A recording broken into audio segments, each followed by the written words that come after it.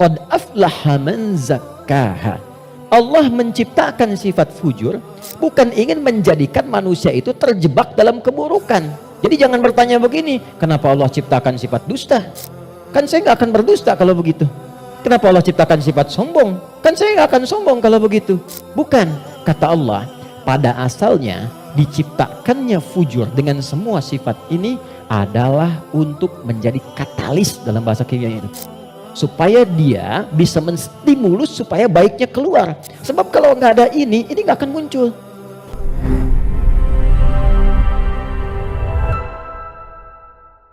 Nafas, di sini ada takwa, semua kumpulan sifat baik, jujur, rendah hati, kemudian sabar, dan seterusnya. Saat yang bersamaan, di sini ada lawannya, sifat fujur. Jadi kalau teman-teman di sini menemukan jujur, di sifat fujur itu ada dusta. Kalau di sini ada rendah hati, di sini ada sombong. Kalau di sini ada sabar, di sini ada sifat amarah yang berlebihan, pemarah. Nah, kita mesti menyadari setiap manusia itu punya potensi jujur, tapi saat yang bersamaan punya potensi dusta. Dia punya potensi rendah hati, tapi saat yang bersamaan dia bisa sombong.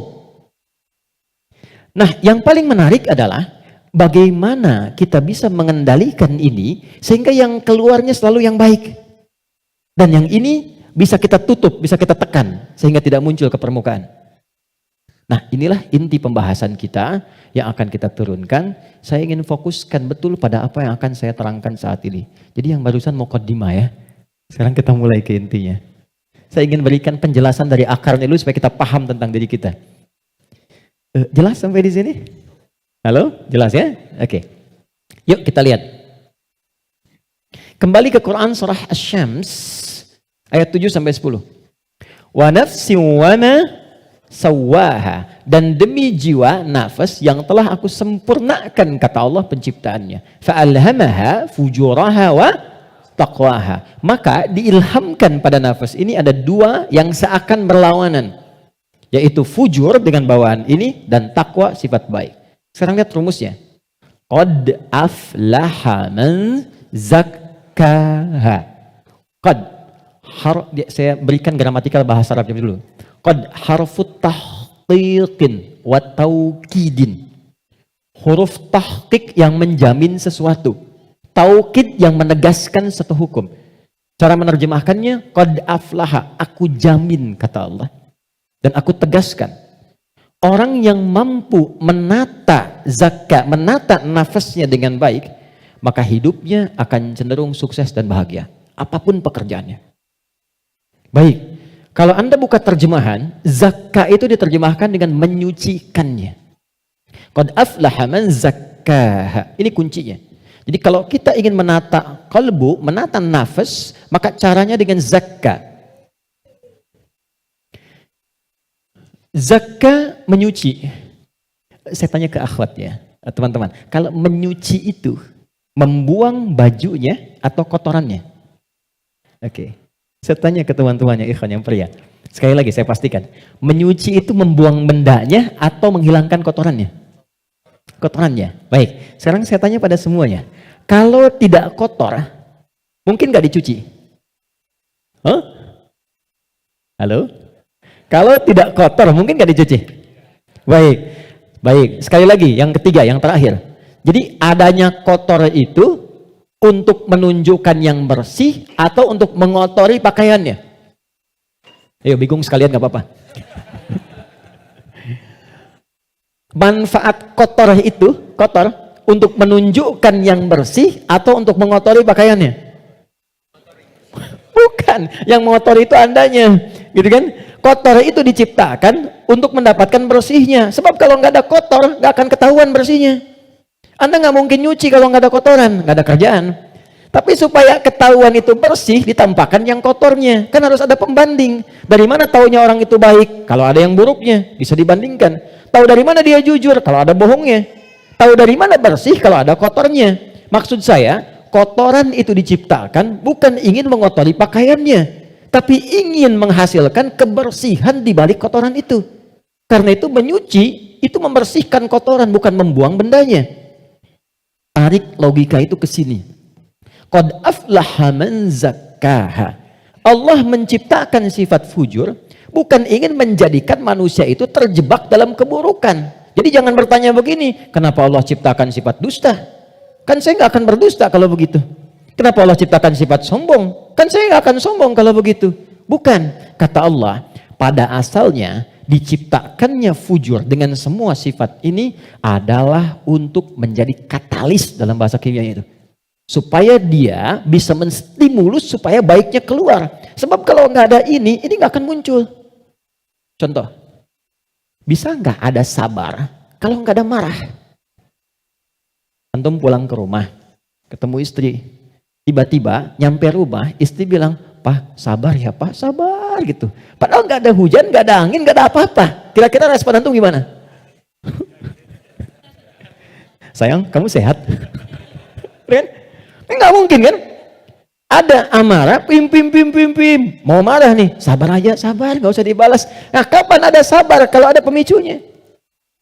Kapan ditemukan jujur? Ketika ada dusta. Jadi dusta itu diciptakan bukan ingin menjadikan Anda sebagai pendusta, tapi sebagai katalis supaya jujurnya muncul.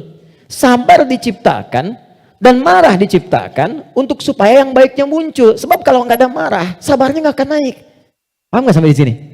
Nah, cara kita mengolah dibalik kata Quran, qad aflaha man zakkaha. Kalau satu waktu terjadi muncul dorongan yang mendorong dari sini, fujur ke nafas. Cara kerjanya begini supaya lebih paham. Gak apa-apa, saya menghapus saja. Bismillah. Jam 3 saya dari Bandung, ya Allah. Aku sudah hari Kamis. Saya nerangkan sendiri. Oh,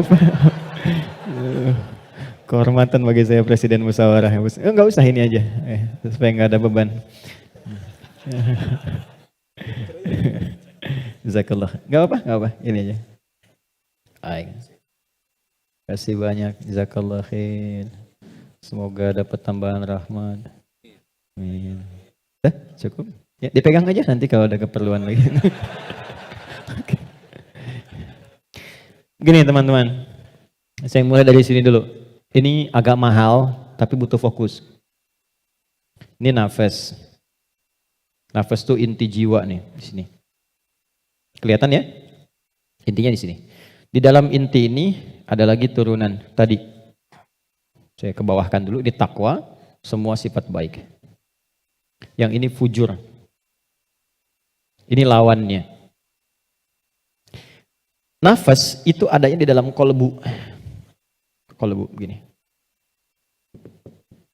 Yang sering terjemahkan dengan hati. Adanya di sini, kolbu. Kolbu adanya di sodrun. Nih, ini. Masih ingat teman-teman kalau sholat kan, Allahu Akbar, tangannya di sini kan? Ini posisi tangan ini sodrun. Di dalam sodrun ada kolbu. Nih, ini ada sodrun. Semua apa yang kita lakukan, sumbernya dari sini. Misal, kita mau bicara nih, kalau yang keluar baik, itu ini yang perintahkan dari sini. Ke sini, ke kolbu, ke sodrun, keluar, ditembuskan langsung ke akal kita, keluarkan sepersekian detik. Kalau yang keluar yang buruk, sumbernya dari sini. Jelas? Nah, saya ingin katakan dulu sebentar. Setan sudah meminta kepada Allah, sejak Adam diturunkan, supaya diberi kewenangan untuk menggoda yang ini. Itu nanti ada di surah An-Nisa di ayat yang ke-118. Dari ayat 116 sampai 118. La'anahullah wa qala la'attakhidanna min ibadika nasiban mafruḍa. Ketika dia dilaknat oleh Allah, dia berkata, "Ya Allah, izinkan aku menggoda satu bagian dari manusia." Maksudnya yang ini. Di sini sumber keburukan nih. Dalam bahasa Arab, buruk itu disebut dengan su namanya. Su, gini. Pelan-pelan. Nah, setan menggoda, memprovokasi dengan halus. Memprovokasi dengan halus itu bahasa Arabnya waswas. Waswasa yuwaswisu. Halus sekali. Dia masuk lewat sini, sodrun. Jamaknya sudur. Jamak dari sodrun sudur karena manusianya banyak. Di Quran surah ke-114, alladzi yuwaswisu fi sudurin nas. Dia menggoda ke sini, ke kolbu, ke sini. Alih-alih bicara yang baik, dia katakan keluarkan yang kasar. Tak sadar keluar. Begitu keluar bentuknya dalam bentuk perbuatan, maka keluar namanya su, kata-kata yang kotor. Kata-kata su. Karena ini melewati nafas, nih, kan dari nafas nih. Tidak dilihat fujurnya, yang dilihat nafasnya. Oh, ternyata nafasnya itu memerintahkan kepada su. Nafas ketemu su, disebutlah nafsu. Oh, ya, ini asalnya nafsu. Ini asal kalimat nafsu. Dari mana ini ditemukan? Quran surah ke-12 ayat 53. Paling kiri sebelah atas di mushaf. Quran surah 12 Yusuf ayat 53.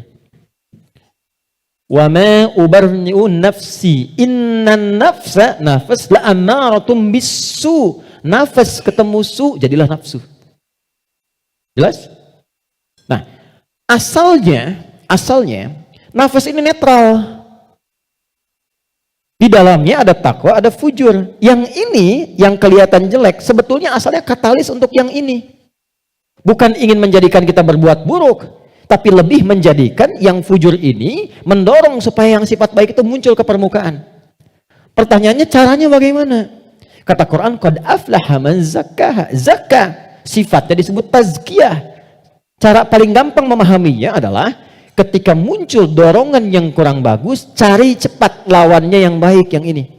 Karena ini diciptakan untuk memunculkan yang takwa.